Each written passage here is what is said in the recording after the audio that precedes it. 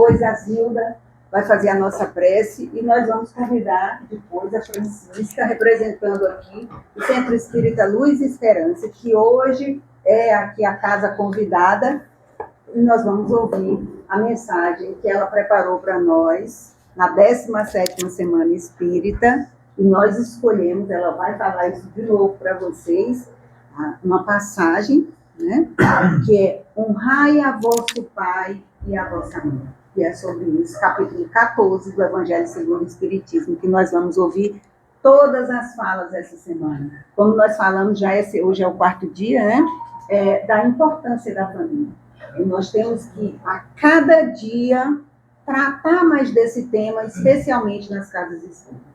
Então, muito obrigada pela presença. Vamos ouvir nossa irmã Arlete. Boa noite a todos. E eu também agradeço, estou muito feliz de ver essa casa assim tão repleta, cheia de alegria e boas vibrações. Eu escolhi do livro Palavras da Vida Eterna, pelo Espírito Emmanuel, do nosso querido, psicografia do nosso querido Chico Xavier. Filho e censor. Mas, respondendo ele, disse ao pai: eis que te sirvo há tantos anos, sem nunca transgredir o teu mandamento, e nunca me deste um cabrito para alegrar-me com meus amigos. Isso é uma parábola que Jesus conta do filho pródigo. Isso está em Lucas. Na parábola do filho pródigo, não encontramos somente o irmão que volta experiente e arrependido ao convívio do lar. Nela surge também o irmão correto, mas egoísta, remoendo censura e reclamação. Ele observa a alegria paternal, abraçando o irmão recuperado. Entretanto, reprova e confronta. Procede como quem lastima o dever cumprido. Age à afeição de um homem que desestima a própria nobreza. É fiel aos serviços do pai. Contudo, critica-lhe os gestos, trabalha com ele, no entanto, anseia escravizá-lo aos próprios caprichos. Atende-lhe aos interesses, vigiando-lhe o pão e a prata. Guarda lealdade, mergulhando-se na ideia de evidência e de herança. Se o coração paterno demonstra grandeza de sentimento, explode em ciúme e queixa. Se perdoa e auxilia, interpõe o merecimento de que se julga detentor, tentando limitar-lhe a bondade. Perde-se num misto de crueldade e carinho sobre a sombra. É justo e injusto, terno e agressivo, companheiro e censor. Deseja o pai somente para si, a fazenda e o direito, o equilíbrio e a tranquilidade somente para si. No caminho da fé, analisa igualmente a tua atitude. Se te sentes ligado à esfera superior por teus atos e diretrizes, palavras e pensamentos, não te encarceres na vaidade de ser bom. Não te esqueças, em circunstância alguma, de que Deus é Pai de todos. E se te ajudou para estares com Ele, é para que estejas com Ele, ajudando os outros. Família, que assim seja. Que assim seja. Para mim, fazendo um favor? Como que ele vai filmar com a luz apagada? Tem que acender a luz. Gente, boa noite, viu? A gente está muito feliz aqui com todos vocês. A casa, como vocês viram ali, olha, fundada em 1957. Então já tem um bocadinho de tempo, né? 60 e quase 69 anos vamos fazer. Então a gente sempre é uma alegria, né? E esse intercâmbio que a gente faz é uma coisa maravilhosa mesmo, né? Então vamos à prece, pedir a Deus nosso Pai, a Jesus nosso Mestre, que possa, nesta noite de alegria, de paz, de fraternidade, possamos estar unidos no mesmo propósito, o propósito de aprender, o propósito de absorver tudo aquilo que Jesus veio nos trazer através dos seus mandamentos, através do seu exemplo de amor. Que a espiritualidade presente possa nos envolver, trazendo a cada um de nós a paz, a tranquilidade, a alegria e a fraternidade no coração. Que Jesus nos abençoe e que possamos, uma vez mais, estarmos conscientes daquilo que nós estamos no nosso caminho, na nossa caminhada, na nossa jornada. Que Jesus nos abençoe, agradecendo a espiritualidade presente, agradecendo a nossa querida irmã Narcisa. Que assim seja.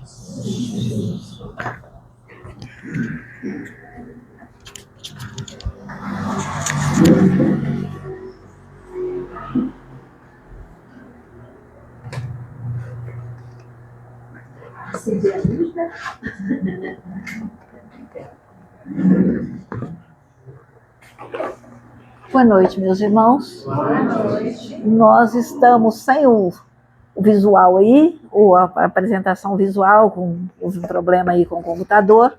Então vamos para os livros e lembrar, né, o que estudamos, as reflexões, o que aprendemos já com os companheiros que já fizeram a preleção, fizeram a apresentação, né? Mas eu queria dizer da minha alegria de estar aqui, porque foi nessa casa que nós começamos o trabalho na doutrina espírita, em mais ou menos 1977, por aí. Não, mas eu cheguei à conclusão, que eu acho que eu sou mais velha do movimento espírita nessas coisas. Não, porque eu comecei, mas eu tive privilégio de conviver com aqueles que deram a formação espírita, que hoje são os que estão na liderança das casas espíritas, né? Tive com a Lúcia, com a Ângela, com a Nília, que estão nas Samaritanas, sabe? Na época de juventude espírita. Acompanhei, porque quando a gente começou só tinha a irmã Narcisa, Deus e Caridade, e a Vinha, a Vinha, a irmã Narcisa, o Deus e Caridade, e a União Fraternal, que estava desativado. Então vimos a fundação das Samaritanas, a fundação do Semente de Luz, a fundação das outras casas, né? E vimos o quê? Essas casas foram saindo de outras casas, seguindo o que Kardec diz nas obras póstumas, né? Se não me falha a memória, obras póstumas, que as casas espíritas, elas devem, se elas crescem muito, elas devem dar origem a outras casas. E nós vimos nessa trajetória do movimento espírita origem de outras casas que hoje estão representadas, na nossa Semana Espírita, e nós tivemos a felicidade de começar com a evangelização infantil, de frequentar reuniões mediúnicas nessa casa, reuniões públicas.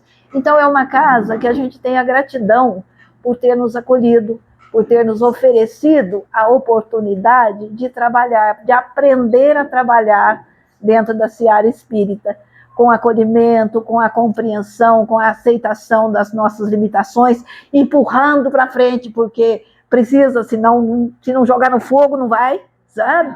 Eu costumo falar que, quando eu comecei em reunião mediúnica, o Milton Muniz um dia me deixou na sala com os médiuns dos espíritos, porque se ele não tivesse deixado, não tinha entrado em reunião mediúnica até hoje. Então, essa, né, é um pouco do que a gente recebe da casa espírita, da família espírita, que hoje estamos todos representados aqui. E por que essa importância da família? Se nós pegarmos o livro A Caminho da Luz, nós vamos ver que Roma já estava no período de maioridade, e Roma se perdeu pela família, começou a se perder pela família. Quando Emmanuel nos fala sobre a família romana, ele fala, né? Ele fala que poderia falar muito mais, mas não é o escopo do livro. Então, ele diz que a família romana, em suas tradições gloriosas, está constituída do mais sublime respeito às virtudes heróicas da mulher e na perfeita compreensão do homem ante os seus sucessores e seus antepassados. Então, aqui nós vemos, né, a família, os deveres perante os sucessores, ou seja, os filhos, né, e também os antepassados, o honrar pai e mãe, aqui nós vemos. Mas ele fala que, lembrando-nos de Roma, no seu áureo período de trabalho, enche-nos o olhar de lágrimas amargas. Que gênio maldito imiscuiu-se nessa organização sublimada em seus mais íntimos fundamentos, devorando-lhes as esperanças mais nobres, corrompendo-lhes os sentimentos, relaxando-lhes as energias? Que força devastadora derrubou todas as suas estátuas gloriosas de virtude? Então, Roma, que tinha a missão ali, preparar para o cristianismo e levar a civilização, levar as conquistas do direito, né? As conquistas que Roma tinha na área do direito, da família, da cultura romana, começou a se perder pela família. E hoje nós vivemos momentos difíceis, né? Que nós temos que nos empenhar para manter a família, porque se a família se perde, o tecido social se perde. Então nós já vimos outros expositores falando, e vamos ver também, eles falando da importância da família, como já citaram Joana de Ângeles, Emmanuel, Miramês e tantos outros.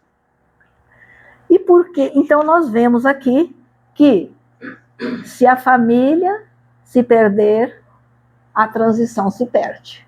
Só que nós não vai se perder, porque agora nós já estamos num outro estágio de maioridade espiritual.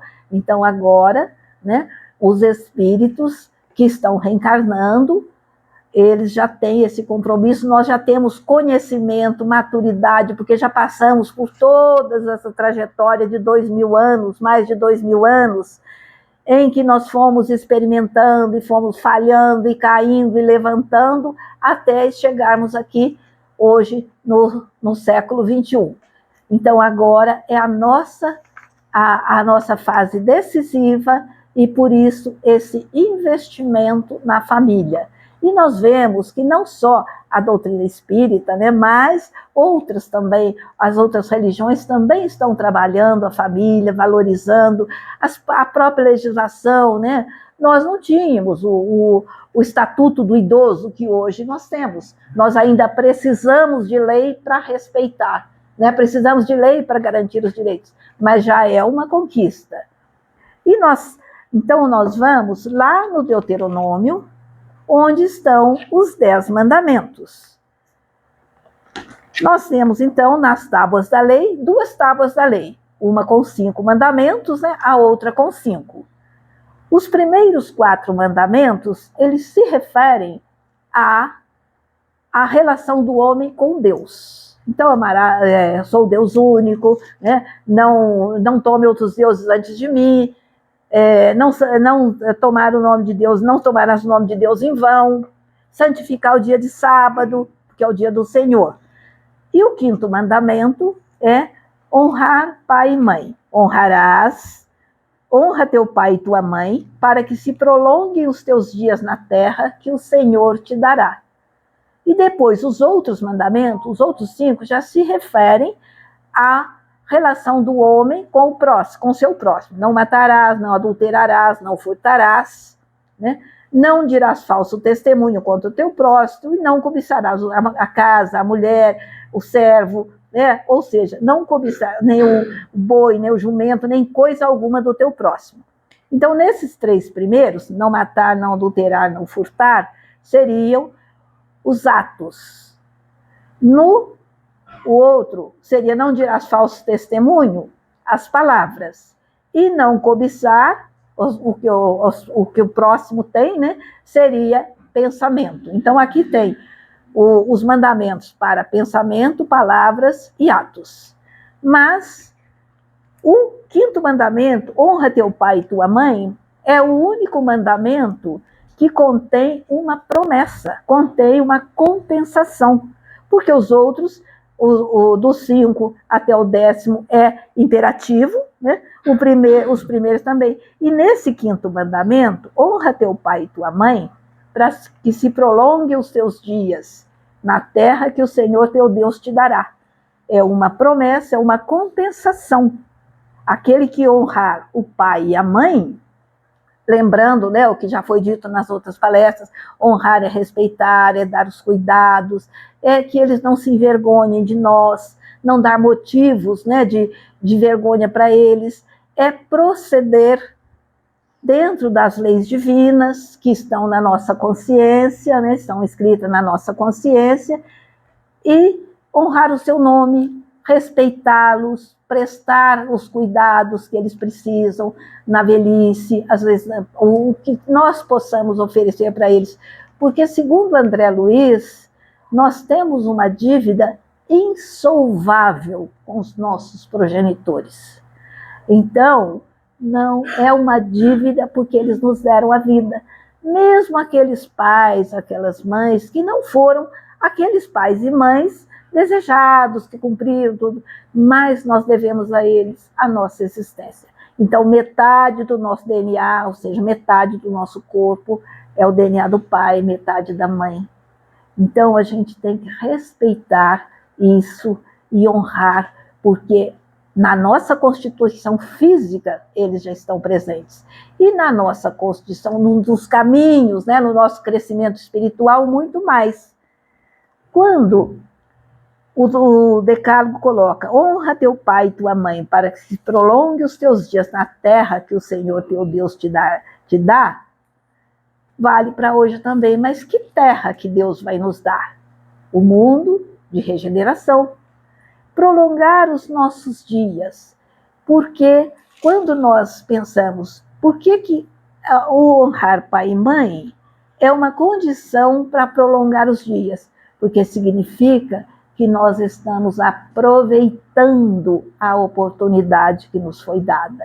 Estamos aprendendo, estamos vivenciando esse mandamento, então nós podemos ter a nossa vida, né, os dias na terra, numa terra melhor, numa terra regenerada, que Deus vai nos dar se nós começarmos desse mandamento. Porque aquele que não segue esse mandamento, ele não vai seguir o amor ao próximo, ele não vai ter o respeito pelo próximo.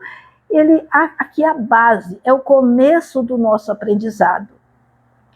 E aí, nós vamos para uma outra passagem do Novo Testamento, que é a parábola da figueira estéril. A parábola da figueira estéril, Jesus coloca, então, essa parábola, que um homem tinha uma figueira plantada na sua vinha, e ele foi procurar frutos nessa figueira e não encontrou. Ele, então, chama o vinhateiro e pede a esse vinhateiro, né, o que cuida da vinha lá, que corte essa figueira. Por que ela ficaria ocupando inutilmente a terra? E o vinhateiro diz, não, vamos esperar mais um ano. Deixe que eu escave as raízes, né? Algumas traduções está escavar as raízes, outras só escavar, e que eu possa colocar esterco nela. Se ela não, deixa ela mais um ano, eu vou cuidar dela, escavar as raízes, colocar o esterco, né? E se no próximo ano ela não der o figo, então o senhor pode cortar, pode mandar cortar. O que nós vemos que os pais fazem? Eles recebem esse espírito com a promessa e eles vão educar, eles vão conduzir esse filho.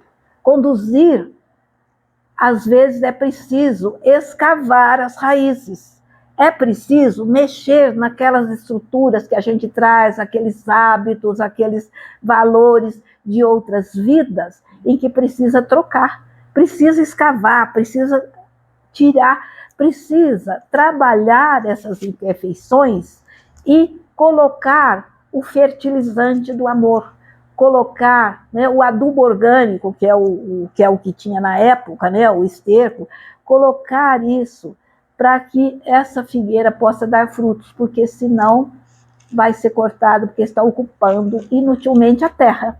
E aí a gente volta no Deuteronômio, quando ele diz: para que se prolonguem os seus dias na terra que o Senhor te dará. Se os pais cumprem tudo isso e os filhos, né, os filhos, eles não produzem, eles não conseguem assimilar esses valores, essas virtudes, essa educação, os pais, então, não há o abandono afetivo, porque eles continuam amando, mas eles vão deixar que o Senhor conduza, que a lei divina, a providência divina encaminhe. Quando eles cumprem a sua missão e o filho não corresponde, então é entregar ao Senhor. Eles escavaram as raízes, eles colocaram elementos novos, valores, virtudes, reeducaram esse espírito. E aí eles entregam a Deus. E muitas vezes, os pais têm que fazer isso, né? Têm que tomar essas atitudes.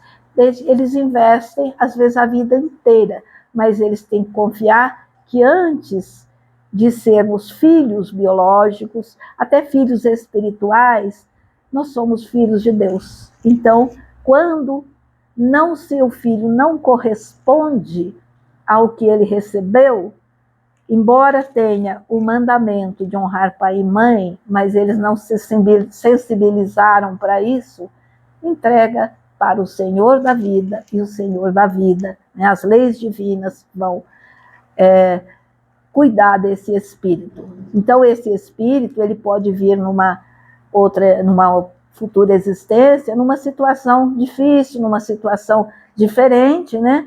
Em que ele vai sofrer as consequências dos seus atos, né? do seu desprezo, do seu desperdiçar a oportunidade, e ele vai, então, passar, às vezes, por situações de carência afetiva, por pais que não o aceitam, que não o compreendem, pelas dificuldades da família, para que valorize.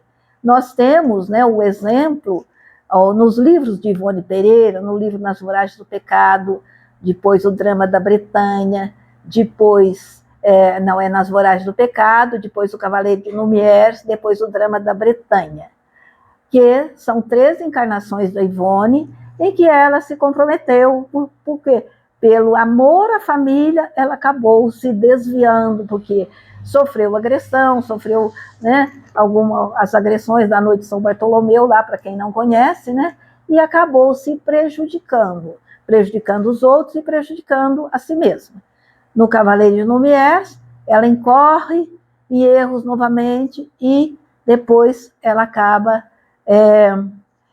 depois reencarnando no Drama da Bretanha, em que ela acaba no suicídio, e aí depois ela vem numa existência na Espanha, que nós encontramos no livro Sublimação, que ela conta de uma menina cigana lá, em que ela morre muito jovem, né? Acaba sendo ela mesma, e ela tem assistência, ela já vem muito desamparada, mas não desamparada da espiritualidade, não desamparada do pai espiritual dela, que é o espírito Charles, que vai cuidar dela. Depois ela veio outra. E nós temos, né, no final, ela reencarna no Brasil, e ela não só resgata tudo isso, ela ainda cresce muito mais, porque ela honra, ela dignifica a família, que ela tinha saudade da família anterior, mas a família que a acolheu, ela honra, dignifica, e honrou e dignificou a doutrina espírita, dando exemplo para nós de fidelidade a Jesus. A fidelidade, né, passou por provações difíceis. Quem leu os livros de Ivone, né, as recordações da mediunidade, então, e outros livros dela, a gente vê o que ela passou, né? Devassando o Invisível também, que ela conta muito da história dela, a gente vê ali como a grandeza desse espírito. Então, não é porque às vezes um espírito, ou pai ou mãe, ou filho, é comprometido, tem falhas, que ele não vai se reabilitar.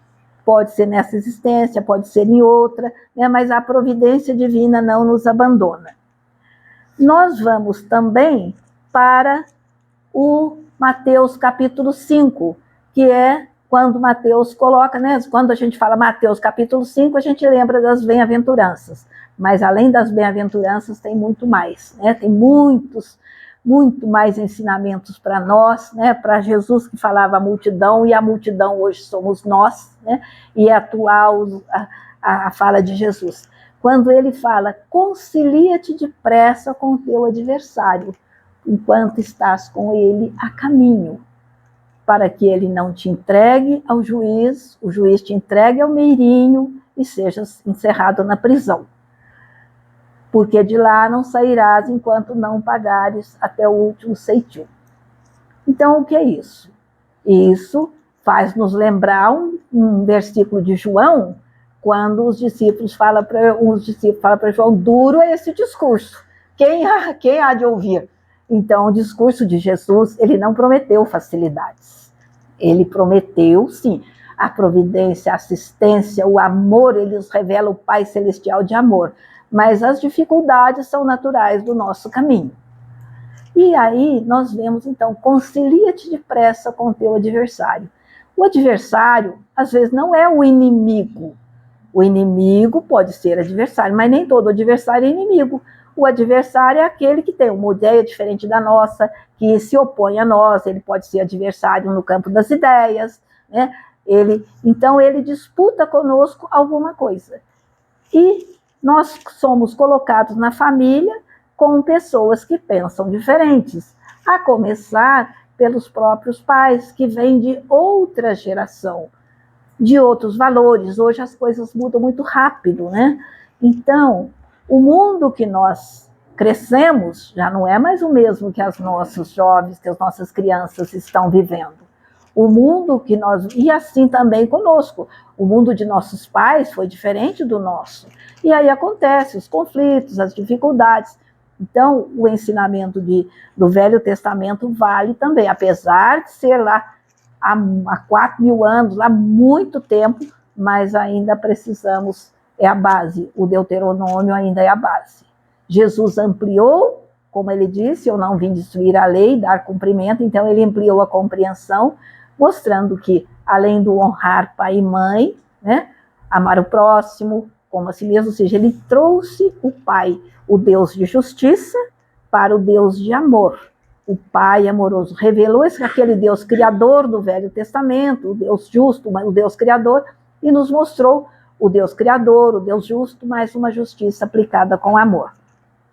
E aí nós temos a oportunidade na família de conciliarmos, não é nem reconciliar, tem algumas traduções que está reconciliar, mas é conciliar, porque nós só vamos aprender a tolerância, nós vamos aprender a aceitar as pessoas que pensam diferente de nós, que têm posições diferentes da nossa, nós vamos ter que conciliar, nós vamos ter que buscar o entendimento.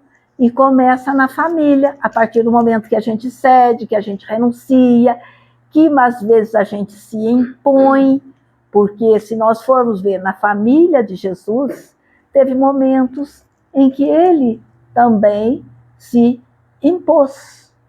Ele colocou, né, nós vamos ver aqui a passagem do Novo Testamento. Nós vamos ver aqui. Que é quando Jesus, criança, né, ele estava no templo. Então, o que aconteceu? Eles foram, José e Maria, né, e os familiares foram para a festa de Páscoa em Nazaré. Eles foram para Jerusalém e voltaram a Galileia, que era a província deles, na cidade de Nazaré. Quando acabou de cumprir, quando o anjo determinou que eles poderiam voltar, eles voltaram.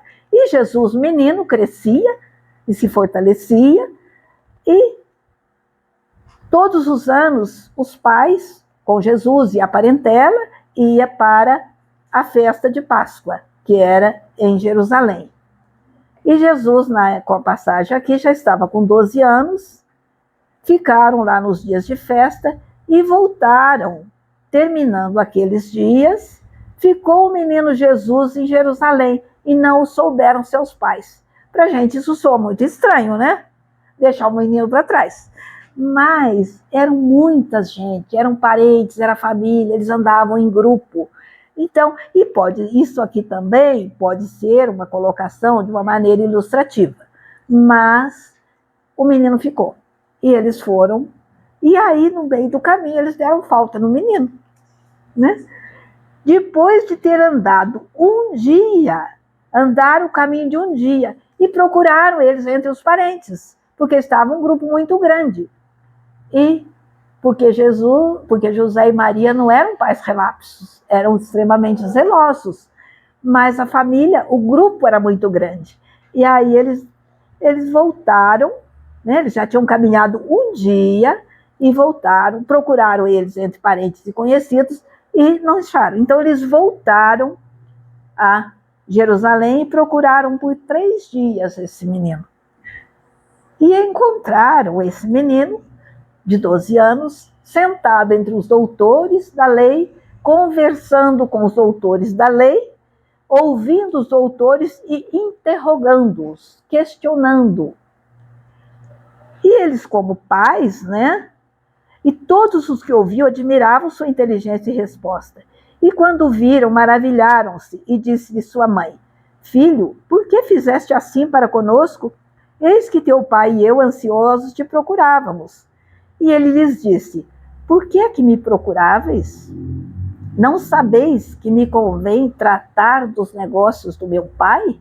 Então imagina um menino de 12 anos falando com os pais, parece até as crianças de hoje, né?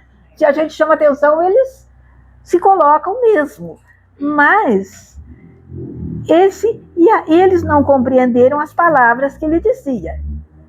E Jesus, depois dessa atitude, desceu com eles, foi para Nazaré e era-lhe sujeito. Voltou a ser criança. Ou seja, ele mostrou que para atender a Deus, às vezes, quando o pai, quando mãe, quando a família tem uma posição diferente, a gente vai atender a lei, a Deus que está na nossa consciência, a lei de Deus, os valores que nós já aprendemos, né? Quantas vezes, às vezes, a gente tem na família alguém que não aceita que a gente seja espírita, que não concorda, que não gosta que a gente vá ao centro. Então, a gente tem que conciliar. Primeiro, concilia-te enquanto está a caminho. Mas a gente também precisa se posicionar em algumas coisas, né? Quando os pais não são, assim, aquele modelo de virtudes, então o filho, às vezes, tem que tomar atitudes diferentes, né? Ele não vai só porque é pai obedecer, porque o honrar pai e mãe não é subserviência, não é abaixar a cabeça para tudo e aceitar tudo. E Jesus, ele foi sujeito. E aí Jesus, depois, ele volta para a carpintaria e aprende o ofício de carpinteiro e trabalha ali com o pai na carpintaria até o momento em que começa a sua missão, a sua pregação. Então, honrou pai e mãe.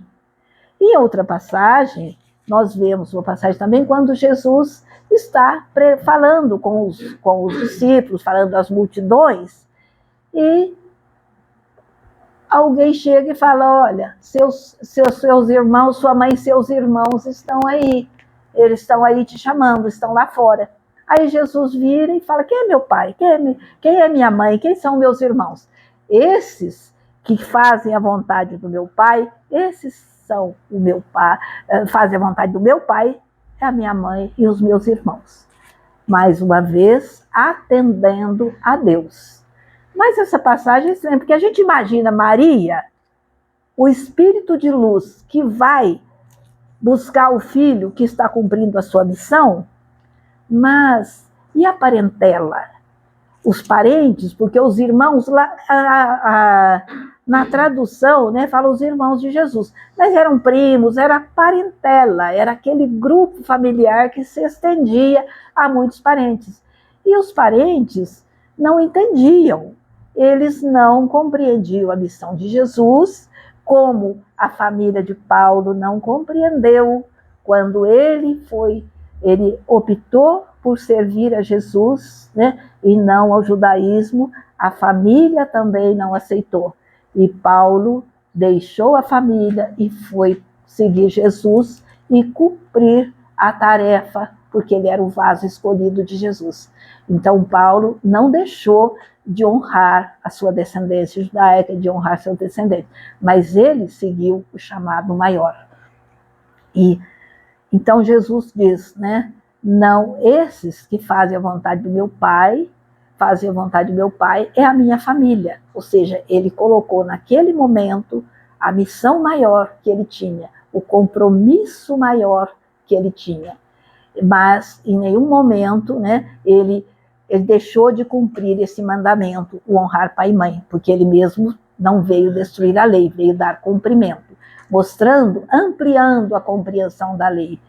E aí, quando Maria vai junto com esses parentes, provavelmente os parentes a levaram porque disseram, nós não vamos conseguir tirar ele de lá, mas a mãe dele ele vai obedecer, né? A mãe ele vai atender.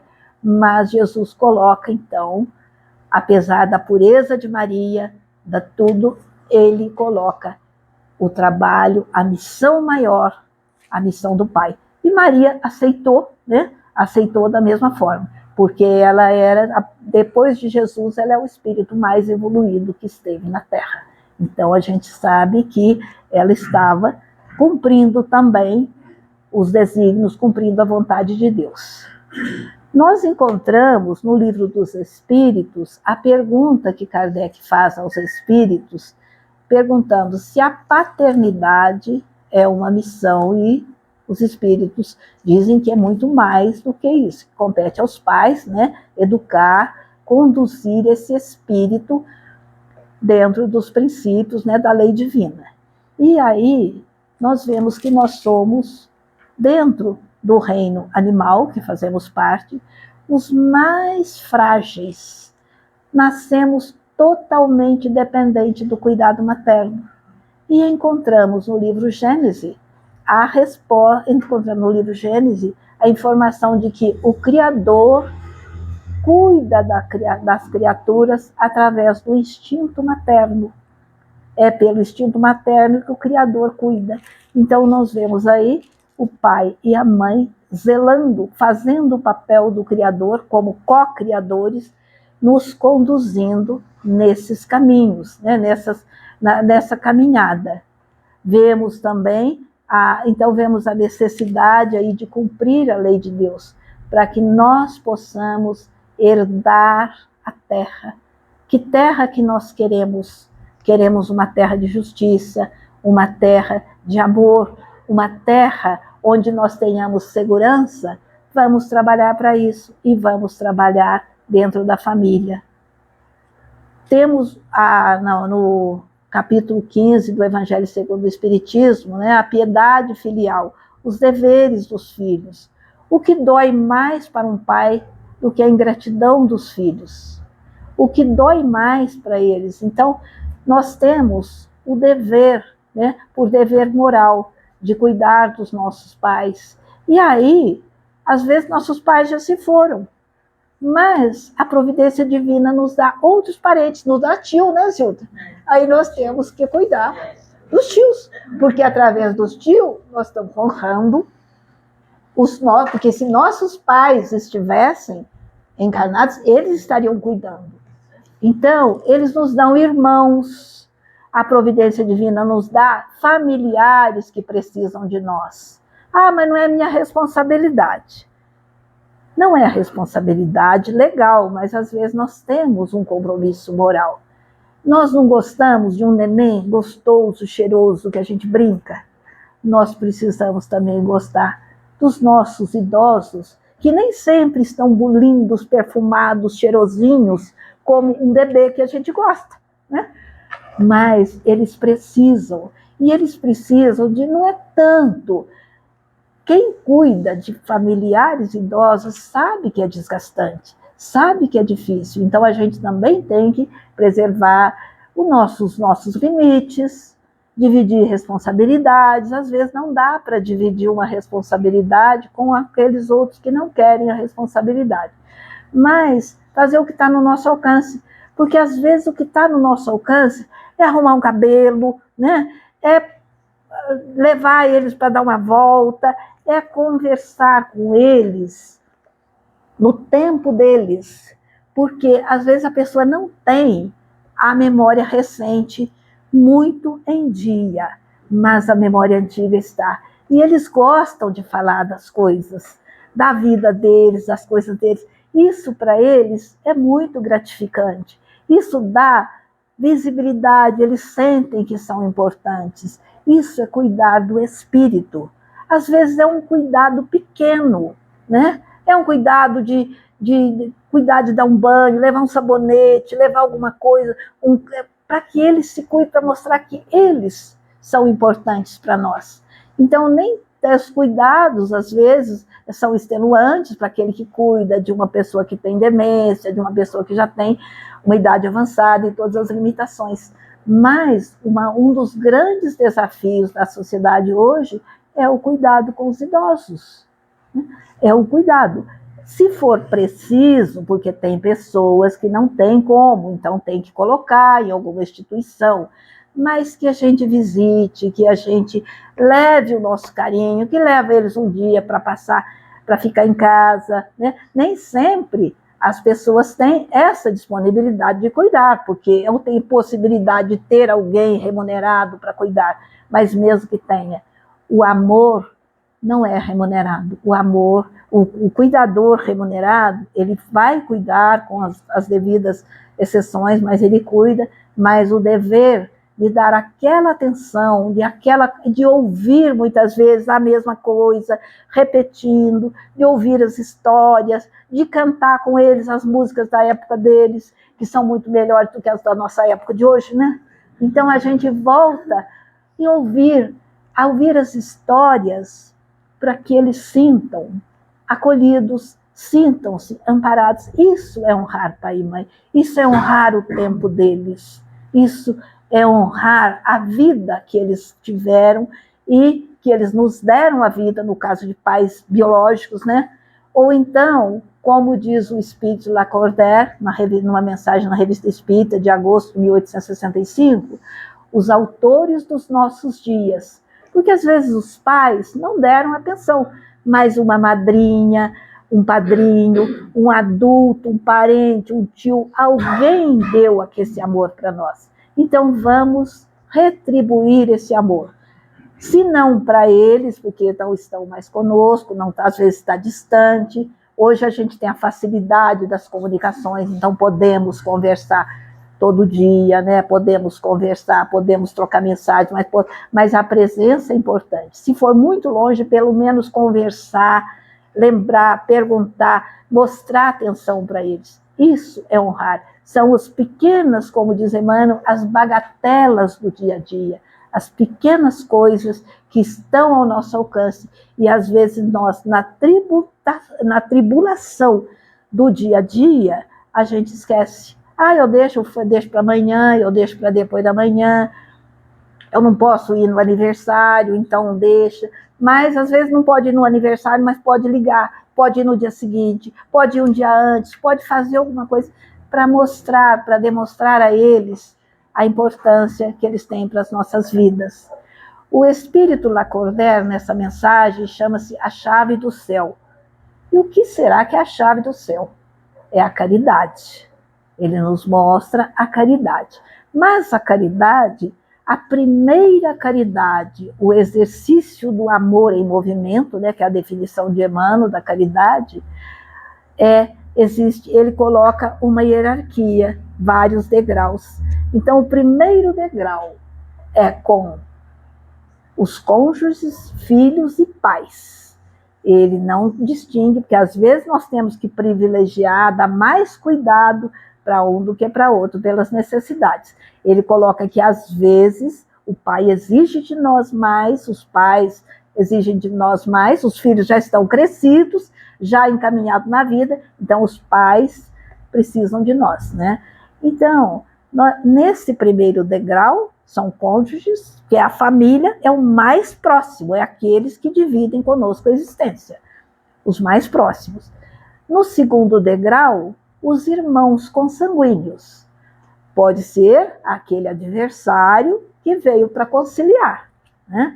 Pode ser que nós é que somos a pessoa que precisa e esse espírito veio como irmão para nos encaminhar, para nos reeducar, para nos levar para frente. Então, nem sempre nós estamos na condição de doadores só. Nós recebemos também os espíritos, temos irmãos, temos coisas que são missionários cuidando de outros irmãos. Então, os pais, no primeiro degrau, cônjuge, filho e pais, que são os mais próximos. Segundo, os irmãos consanguíneos. Terceiro, os amigos do coração. Os amigos do coração nós encontramos no trabalho, nós encontramos na convivência social, nós encontramos dentro da casa espírita, não encontramos? Cadê a amiga do coração sua, Arlete? Veio lá do Rio para Veio para cá. É. Então, a gente encontra aquele amigo do coração na casa espírita também, que nos sustenta, que nos dá o aprendizado que a gente tem. E no dia a dia, encontramos pessoas, amigos do coração, na nossa convivência social. Pessoas com quem, às vezes, nós temos muito mais afinidade, podemos nos abrir, do que, às vezes, com um familiar, né? Então, são os presentes que a providência divina nos concede, ou seja, a nossa família se amplia. Não é só a família consanguínea, são os amigos do coração.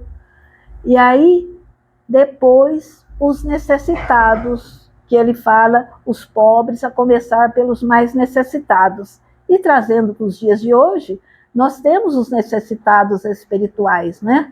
Temos o necessitado espiritual na casa espírita, no trabalho, na sociedade, que precisa dessa caridade, desse exercício de amor.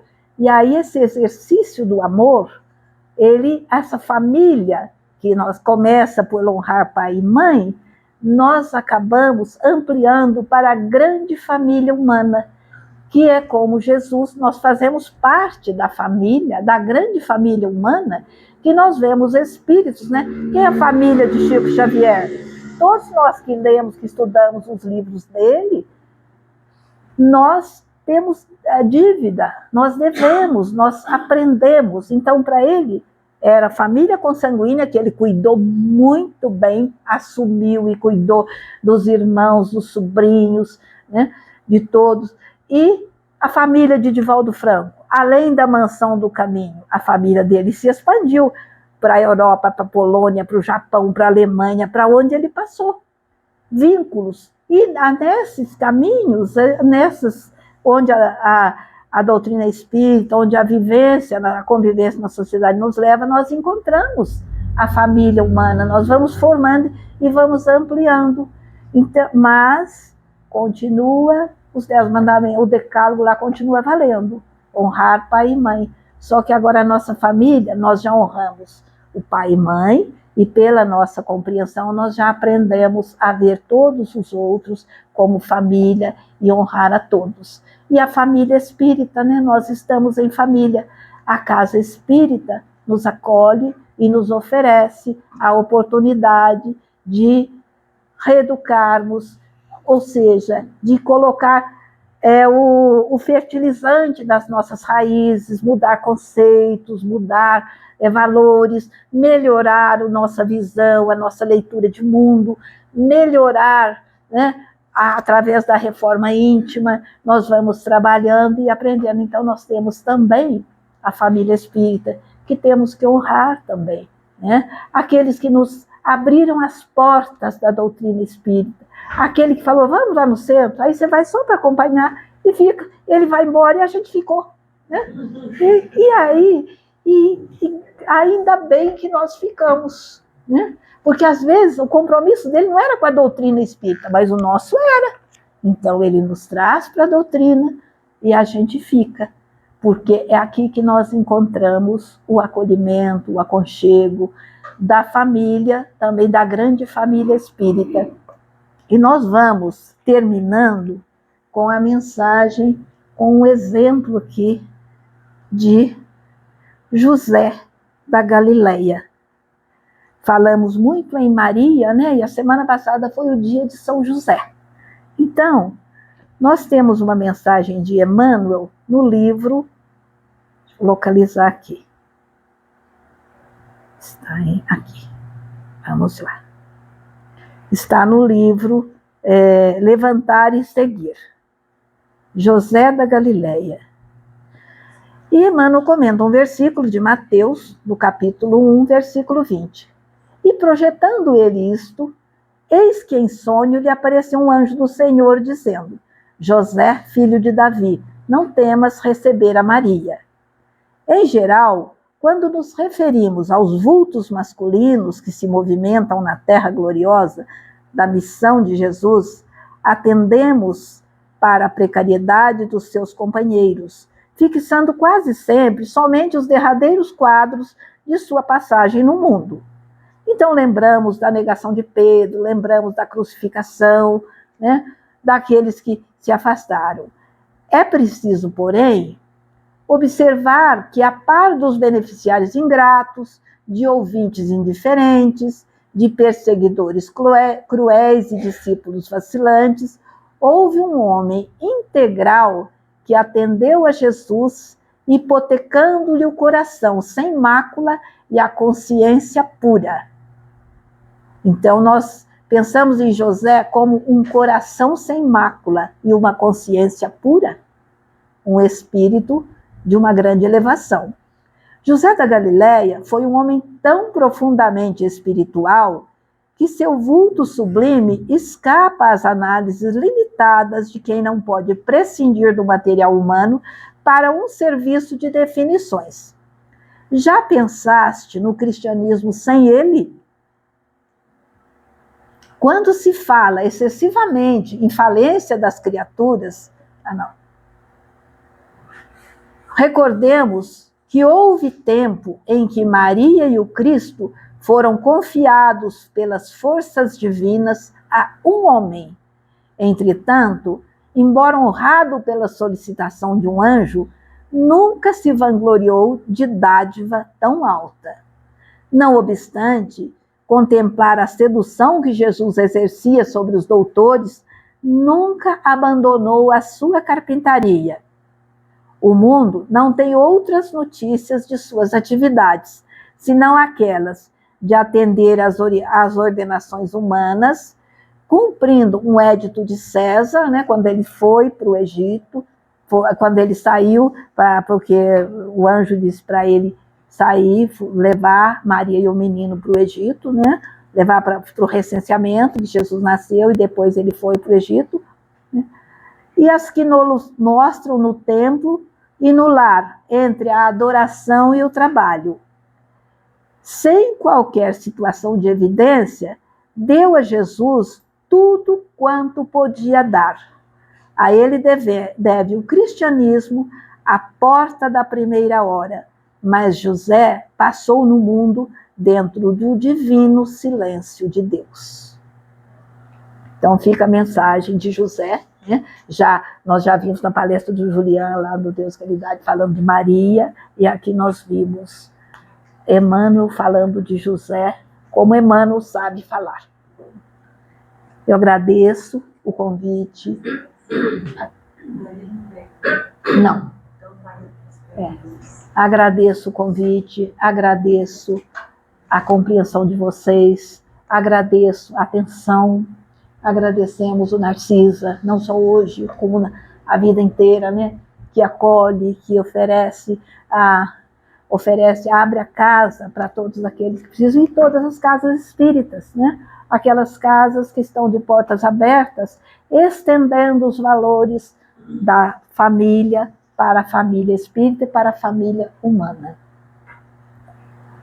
Nós vamos deixar aqui, para a Biblioteca do Narcisa, 2 livros que vocês, os do Narcisa aqui, façam fila para ler, viu? Porque a Arlete já leu, não sei se a Zilda já leu, é o livro Valério e o livro Memórias e Confissões, do médium Emanuel Cristiano.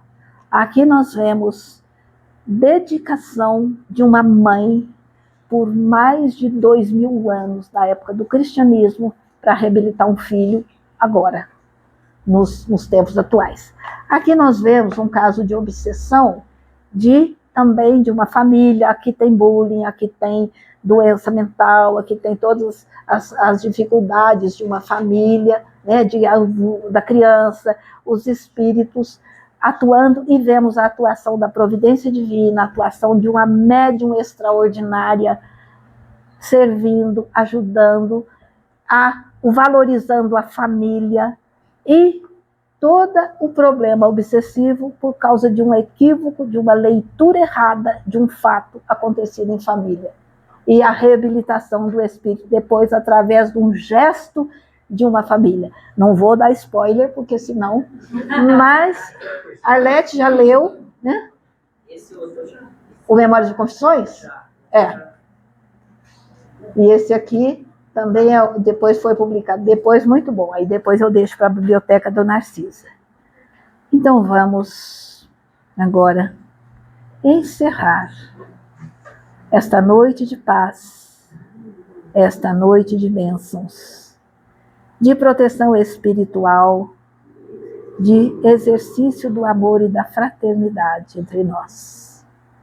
Agradecemos, Senhor, as bênçãos que a Tua misericórdia nos concede. Permita, Senhor, que continuemos buscando nosso aprendizado, nosso aprimoramento, nossa transformação moral, dentro das casas espíritas, servindo a doutrina espírita. E abençoa, Jesus, a nossa família espírita, abençoa a nossa família consanguínea, os nossos lares, aqueles que fazem parte da nossa família espiritual, os amigos do coração, aqueles que fazem parte, Senhor, da nossa trajetória evolutiva, oferecendo-nos oportunidade de aprendizado, de experiências enriquecedoras. Agradecemos e pedimos, Senhor, que o Teu amor nos abençoe a todos, que possamos continuar sendo recebidos pela espiritualidade maior, pelos nossos irmãos do plano mais alto e também pelos nossos irmãos de ideal espírita, com o amor e o carinho, com a compreensão, com o respeito que o Teu Evangelho nos ensina. Graças Te damos, Jesus, por tudo. Graças Te damos pela oportunidade de aprendermos nesta existência, de adquirirmos conhecimento, de promover a nossa reforma íntima através do conhecimento, dos estudos e da vivência do Teu Evangelho no dia a dia. Agradecemos, Senhor, pedindo perdão quando não aproveitamos essas oportunidades. E o nosso pensamento de amor, de paz, de gratidão aos nossos familiares, ao nosso grupo familiar, aos nossos pais e àqueles que nos ofereceram a mão amiga, o coração para nos encaminhar dentro das leis divinas, na presente existência. Graças Te damos, Jesus, pedindo que o Teu amor e a Tua paz nos abençoe e permaneça sempre conosco. Que assim seja.